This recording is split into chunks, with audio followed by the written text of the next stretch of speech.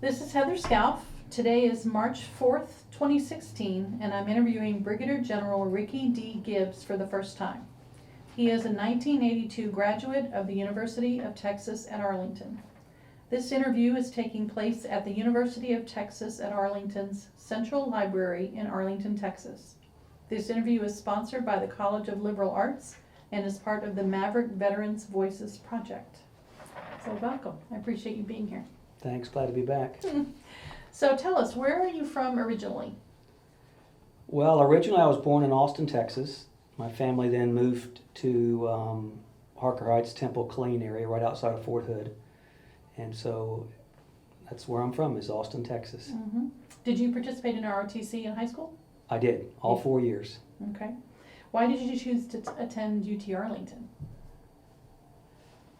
Well, there are a couple of reasons. I was living in Kentucky at the time, at Fort Campbell, Kentucky, where my stepfather was living. And I just finished high school, and I was trying to figure out what I was going to do at college, or what I was going to do with the rest of my life. And then my father called and said, won't you come to Texas, and I'll put you through college.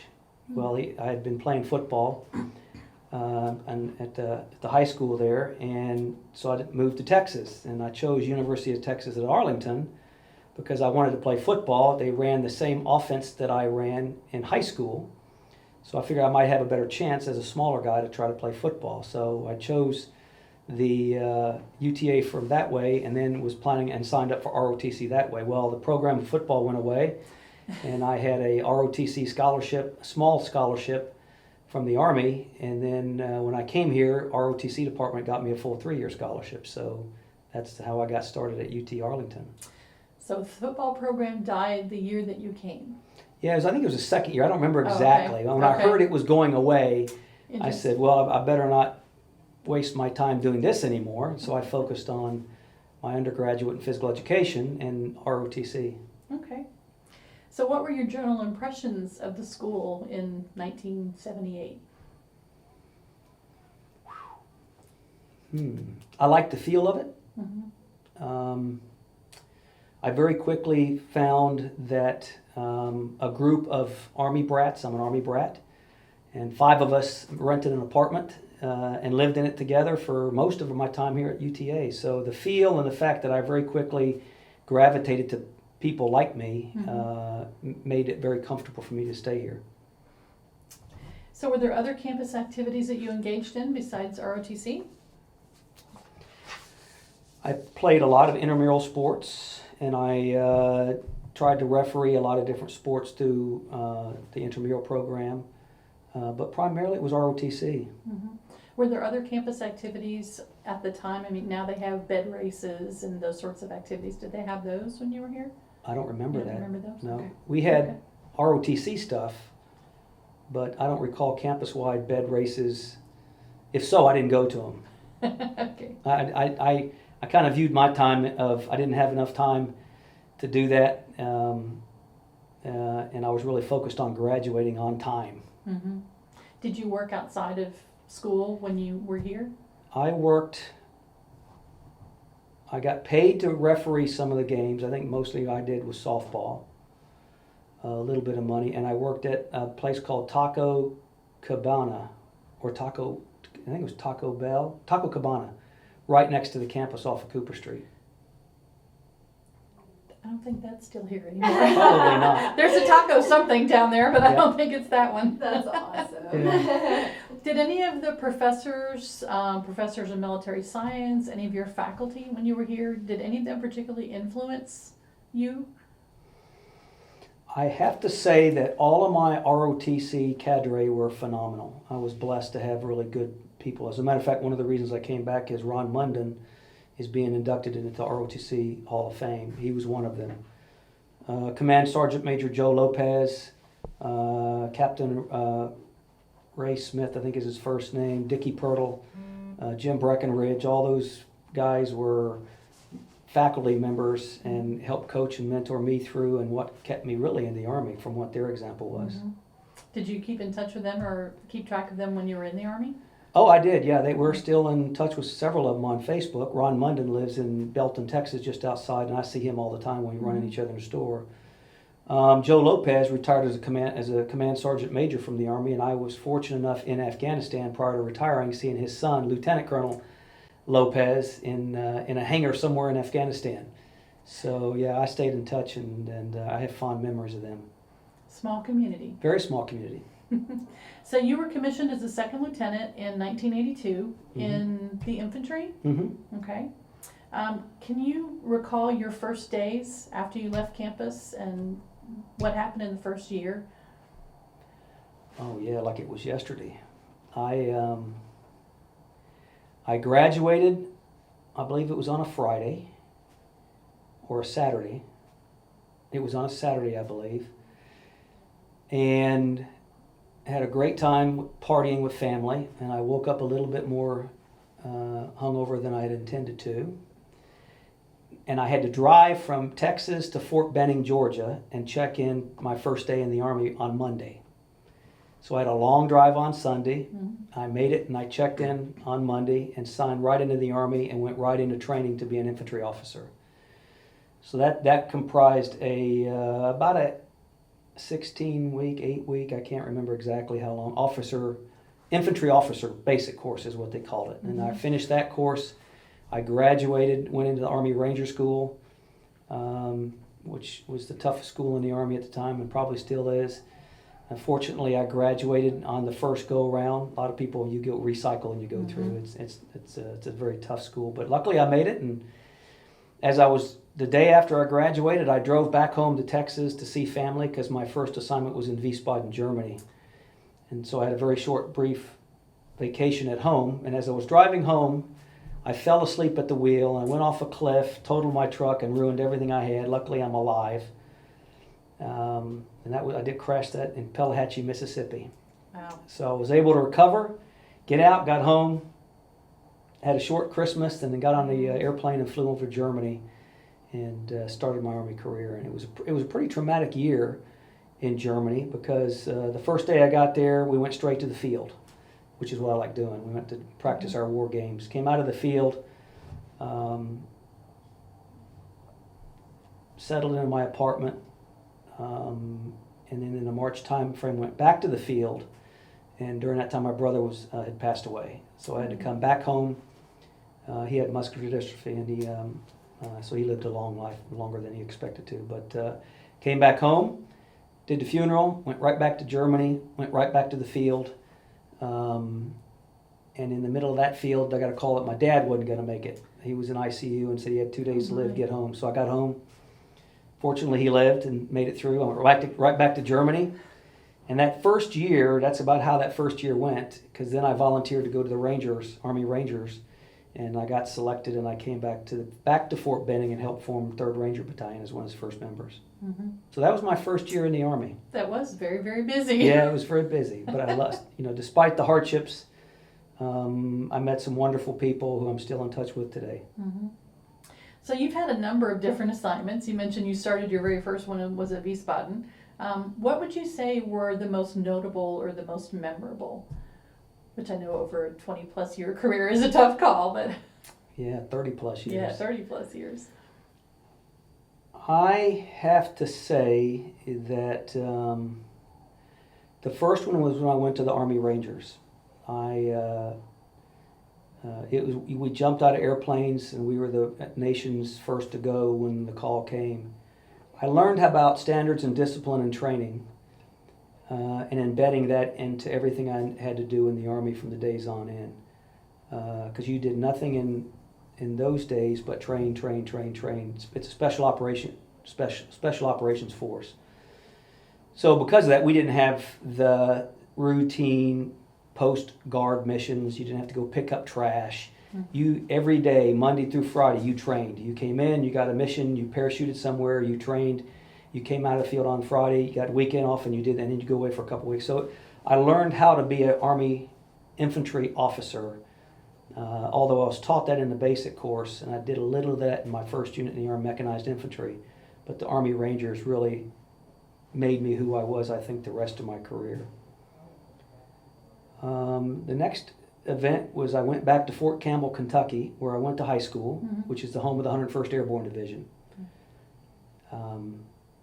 So now I was married and had and my kids were born at Fort Campbell. Fort Campbell has a lot of meaningfulness to me because as a kid I went there, I went to high school there, I played football there, we won our first state championship there while I was playing, and that's kind of what brought me here, playing that offense. And then Desert Storm hit, and I was a captain, and my first time at war, I deployed with the 101st when we invaded Iraq, and Desert Shield, Desert Storm invaded Kuwait, around Iraq and into to liberate Kuwait. So that was, I commanded 2 companies there in the 3rd Brigade of the 101st, and then deployed as the aide-de-camp to a commanding general, a 2-star, where I learned from him about what leadership was at the senior levels. He was, General Benny P. was like a father to me, took me under his wing, cared for me, and on my first deployment we went, and he taught me about remaining calm under pressure, and I called him a true Virginia gentleman. From there I went to the Army Command and General Staff College, where I was promoted to major, the next promotion up. But I spent a year in school learning how to plan and coordinate military operations at a higher level. That was a good year to break. And then I went from there I went to Fort Bragg, North Carolina. Jumped out of airplanes again with the 82nd Airborne Division. Had a couple of real world alerts to go somewhere and fight war, and I can remember the first time that happened. It was, wow, this is really real. I mean, we could go to war and soldiers could die based upon decisions that I made. Actually, that occurred in the Ranger Battalion. And then from there, I went back to Texas, Fort Sam Houston, Texas, where I helped train Army Guard and Reserve and mentor those kinds of units. Then to the Pentagon, where I learned really strategic level leadership on the Army Joint Staff and managing big budgets. And then back to the 101st again as a lieutenant colonel, where I commanded an infantry battalion. And that next, I guess, very significant event was we invaded Iraq in 2003.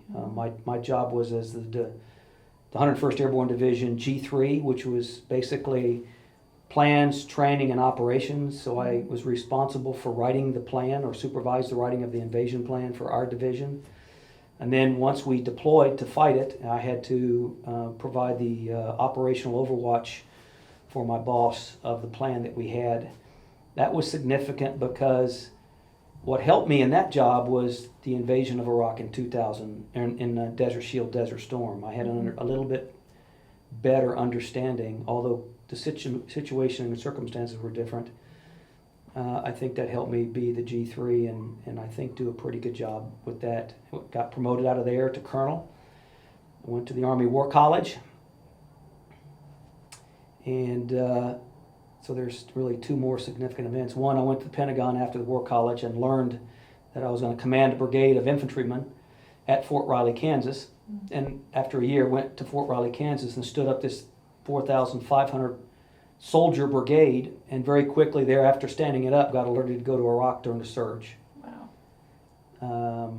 I think that's probably the most rewarding and tragic time of my life in the Army, because as we stood up that infantry brigade, the Army and the war were taking different turns, and I knew that from my time in the Pentagon that they were going to have what we called an on-ramp, although they were talking an off-ramp, in other words, reducing troops in Iraq. Because of my position where I sat, I kind of knew a different story based upon the field reports that were coming in, and knew that we're going to increase numbers of brigade combat teams, or the fighting nucleus at which the Army was based on, and is pretty much today based on deploying brigades. They sent me to Fort Riley. The mission changed so often at Fort Riley, I lost troops because the commander out there decided he was going to take my troops to go do training teams.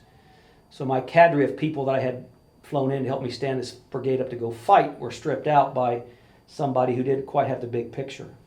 Well, that got all turned around very quickly. Higher leaders came in and said, no, you're not doing that anymore. This brigade's going to war. And very quickly I got a call from some very senior leaders, can you be at the National Training Center in 30 days? I was in the field in October training my brigade for its big test. So I said, of course we'll be there. You don't say no to your nation. And within 30 days we were parked and deployed in the deserts of Fort Irwin, California for the big test, as we call it, the ultimate, well, it's not the ultimate, but the big final exam before the Army sent us off to war. In the middle of that training event, we were being trained. The senior leaders, here's your mission, was basically to secure and conduct counter-guerrilla terrorist operations in the Rashid Security District, which is essentially the heart of Baghdad. So I very quickly wrote a plan, and as my troops got off the airplane, I directed them to go here, go here, go here, go here. Start practicing, here's your mission. We rehearsed for 30 days, and then I can't remember the exact date. I want to say it's on the 1st of March, 30th of March, somewhere in there. We attacked, and we established our base in Forward Operating Base Falcon, which was in the Rashid Security District, and at that time it was the most violent place in Iraq. I got, with my brigade combat team, we got there with 4,000 soldiers, and I was quickly augmented with up to 9,000 soldiers, and for 15 straight months we fought a hard battle. We lost over 102 killed and over 800 wounded.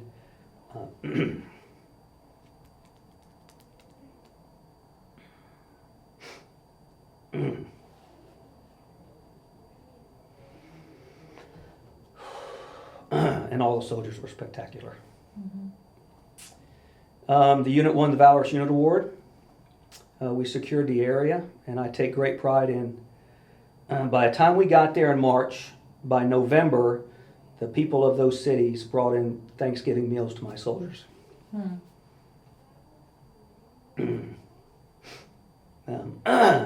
And they did the same thing at Christmas. So I celebrated Christmas Day, Christmas Mass in a Catholic church in Dora. They had been blown up and demolished. And Dora was where a large population of Catholics, Chaldean Catholics, lived. So it was me and my leaders with the Bishop of Iraq, the Catholic Bishop of the Chaldean. He came in and gave Mass, and sitting with us were the different sheikhs and the imams from the Shia and the Sunni tribes that were celebrating Christianity in that church. And that was another day I take great pride in that we were able to do that. And then we redeployed home.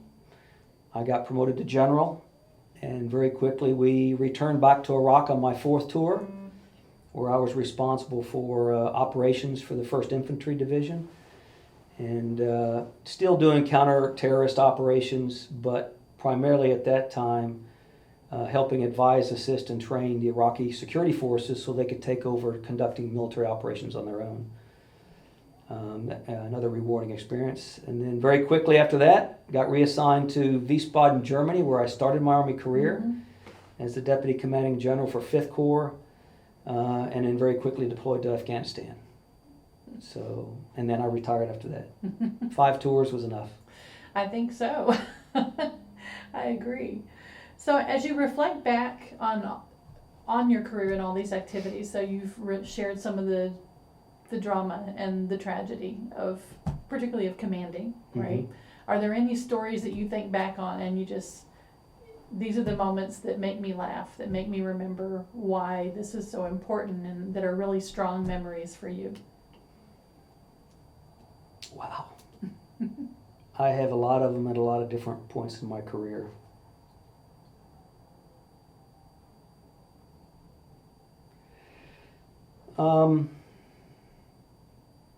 I remember as a young lieutenant in 3rd Ranger Battalion, and we were standing it up, and I was on what we call SDO, Staff Duty Officer, that night.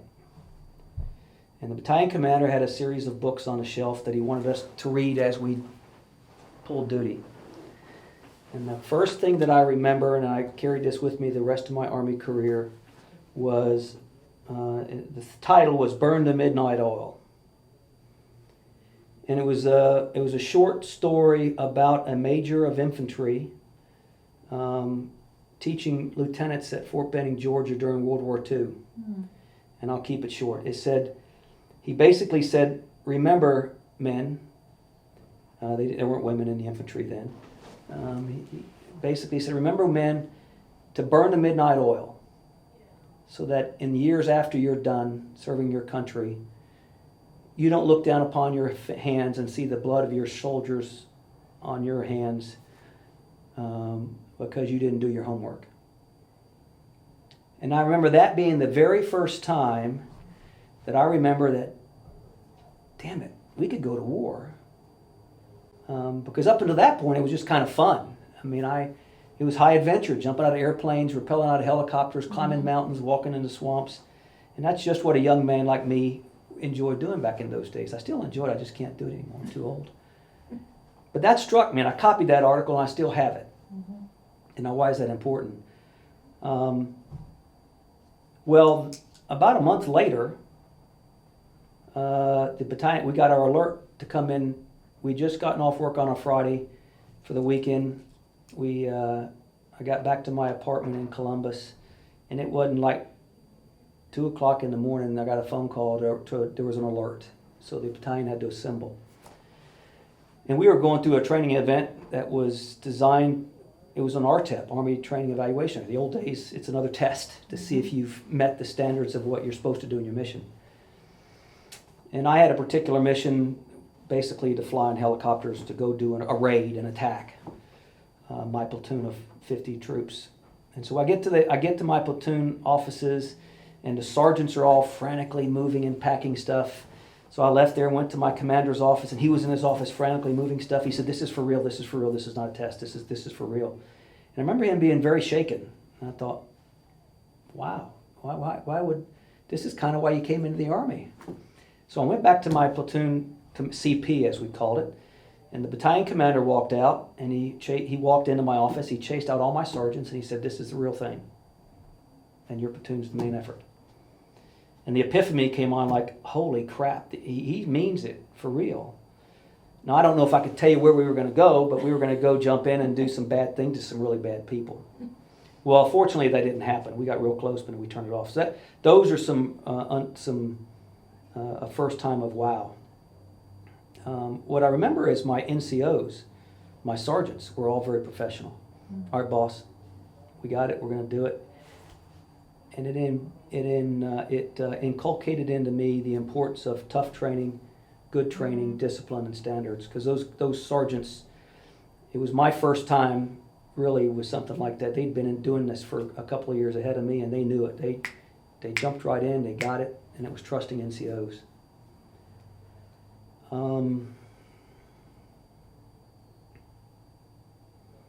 There are a lot of others, but I'll skip to one that struck home to me. In the middle of all the fighting in Iraq in the surge of 2007, and we were taking a lot of casualties. Within the first 5 days, I think I had 7 guys killed, blown up. And I remember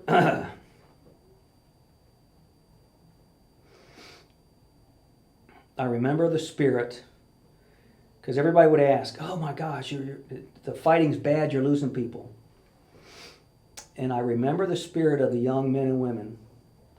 We would have our memorial service within a day after they were killed, and the whole unit would get together, and we would cry and remember. And after each event, bar none, and I did too many of them, and I can almost say behind every single one of them, when it was all over with and they had the crying done, they would all say, "Sir, let's get after it. This is for Tom or Sue or Billy." And they go out that gate with a smile on their face, knowing that they could get blown up. And they did it with courage and conviction and no regrets. And they came back in and they did it every day, because they had to go out, as we say, you had to go outside the wire every day. And I remember, I can't remember that kid's name, but I asked him before he went out, I said, are you ready to go? And he put a smile on his face. This is for Tom. Boss, we're gone. Let's go. Let's get after it. And I'll never forget that. And it dawned on me as I heard that, I remember reading the book about the greatest generation. And the talk that generation of soldiers that we had were the Nintendo generation. And I didn't see any of that. Those kids went after it with the best of them and served their nation well.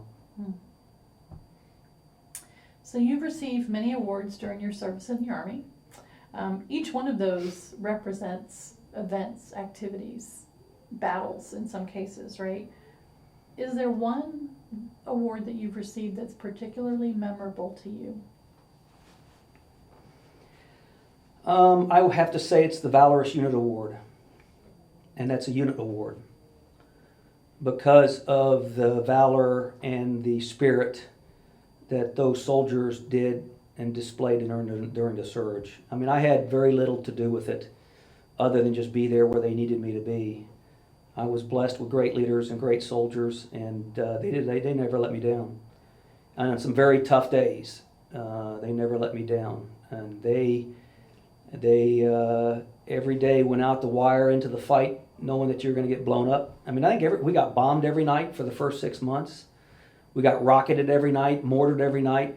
I mean, I don't know how we did it, because as soon as you go to bed, go to sleep, sirens would go off, they'd wake you up, and everybody had to run to the bunkers, stay there for an hour or two until we got accountability, and then you went right back to your bed, and of course you're wired, you couldn't sleep, and you had to get up next morning and go out on patrol.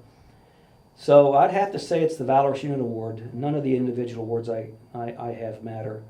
That's the one that matters most to me. Thank you. So you mentioned you had a family while you were on active duty. Tell us about how your time on active duty affected your family. What were the upsides, the downsides?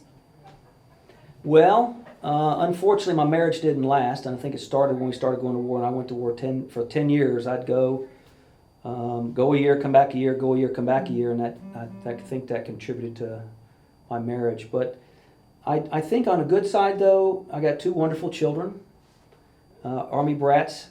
The bad side is, like me, they moved every 2 years. I think my daughter still hates me to this day because she was in 4 high schools. But she went on and was working on her PhD in chemistry and is a brilliant girl. I'm very proud of her. And my son is back in college, about ready to graduate. So I think the fact that my kids moved around so often and are very easy to get along with, very easy to go into a community and talk to people because of that experience that they had. And they've told me that now, despite all the moves that I put them through in some very tragic hard times of their life. Mm-hmm. Young girls in high school moving their junior, senior years, not good. But she went on and, like I said, is doing great. My son is too. As for the family time, it was tough on the family. Unfortunately for my marriage, I would go to war, fight the war, come back, and I knew pretty quickly I was going back very quickly. Mm-hmm. So you'd get back, you try to reintegrate, but then you're back at work and you're focused on going back to fight. And I go back to that statement of burn the midnight oil, because I didn't want to look at my hands, and I still keep that to heart, is I didn't want that statement of burn the midnight oil to be me looking at my hands today. Mm-hmm. And saying, wow, and I don't have that feeling. But what did that do to me? It caused me probably to focus more doing that. Because I had to write the letters home. And in many of the cases where I was there where they didn't make it, I have to live with that. But I remember I went to every funeral they have a general officer go. And I went to one in Wichita, Kansas. And that was hard because I'd just come back from a deployment and I was done. And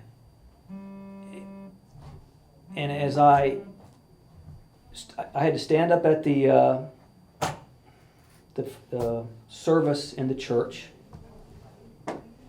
and tell the story of the soldier. Well, I didn't know the soldier, but he had been in the same units that I had been in, and he'd fought in the same areas that I'd fought in. So I told the mom and dad, I said, I don't know your son, but I know him probably better than you because of what he's done. He was an infantryman. Mm-hmm. And in the middle of it, I couldn't get through it. Then the mom stood up and came up and gave me a big hug, and she said, I'm not sad. My son did what he wanted to do. Mm-hmm. And then I was able to keep talking. Well, then it was a blistery, cold, miserable day in Kansas. You know, the winds are whipping real fast, and it's probably minus 10 degrees, 20 degrees, and I had to wear my dress uniform, but I didn't have any gloves. I mean, and didn't wear my coat.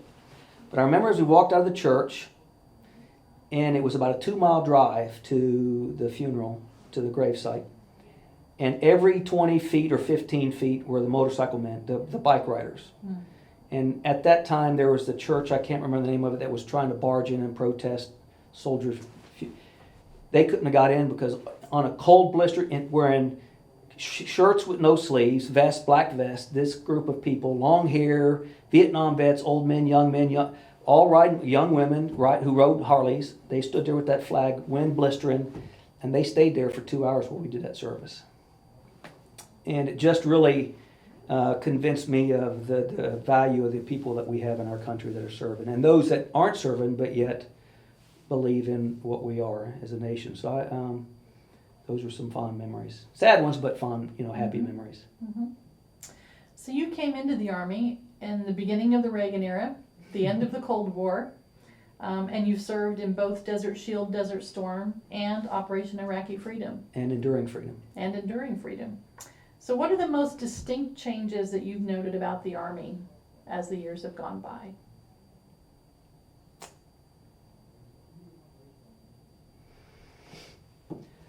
Whew, boy, I just gave this speech yesterday. I've seen the Army grow and change probably 4, 5, or 6 times. Don't quote me on, I don't know the number exactly, but when I went, I remember very vividly when you mentioned Ronald Reagan. I was assigned in Germany. I was out in the cold. I don't know if it was Baumholder, Germany, where we train, or Vielseck or whatever, where we deployed to do collective training. And it was midnight, and it was another cold, frigid night, lots of snow on the ground. And we're all hugging around this one potbelly stove to stay warm. And we only had enough fuel to burn one stove because during the Carter administration, the drawdown was so bad. We didn't have enough ammo. We didn't have enough fuel to do the training. We had to practice bang, bang, bang, which is terrible mm-hmm. to do. And I remember from that day how bad it was. And I wrote President Reagan a note, a personal letter. I said, "Dear Mr. Reagan, I'm glad you're elected. It's out here." He wrote me a note back. I have it framed to this day. He basically said, "Thanks for your service. We're going to improve it." And he did.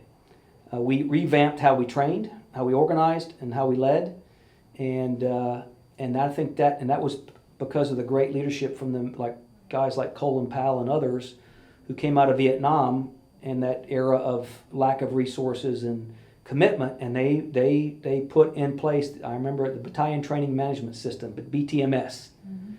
and we learned and trained on that process of how to organize training, how to plan training, how to resource training, how to do critical leader tasks, individual leader tasks, collective leader tasks, and so that's a huge step for me in that.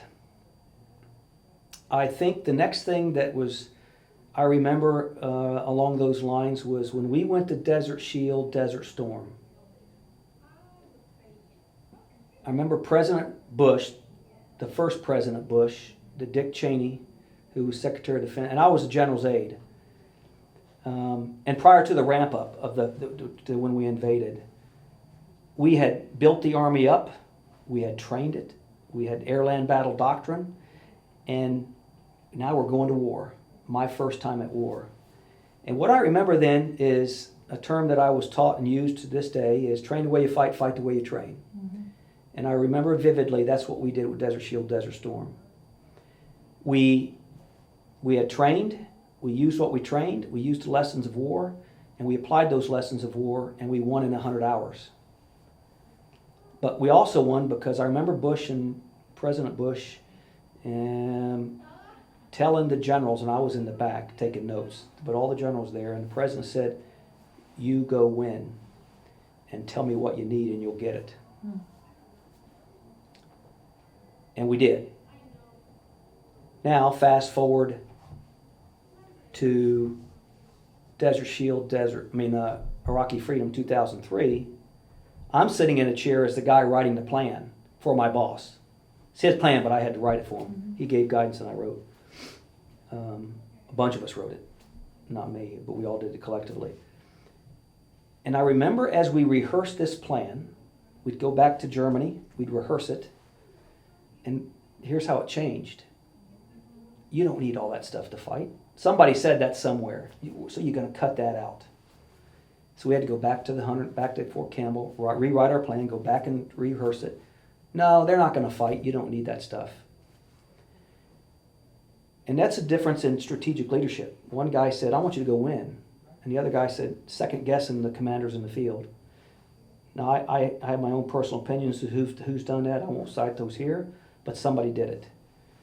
And when we got into the fight on the invasion on the first day, I remember General Wallace, the 3 Corps commander, saying, "I don't care what those guys back in Washington say, that they're not going to fight, but when we cross that border, there's going to be somebody that fights, and so y'all stay ready." Not words to that effect. And he was right. And we crossed that line, and they fought us all the way up. And because they took out a lot of the different resources that we said we needed, we would cut through the enemy, and we didn't have enough to leave behind us to secure our lines. And so our convoys got hit, and soldiers, I think, paid the price for some strategic leadership that perhaps should have done something differently. Those are 2 things I remember vividly. But through all of that, I remember how our Army grew and it shrunk, and it's grown. And when you needed it, the Army was able to get you there when you needed it. Like in the surge of Iraq, I took Humvees over, 4-seater Humvees.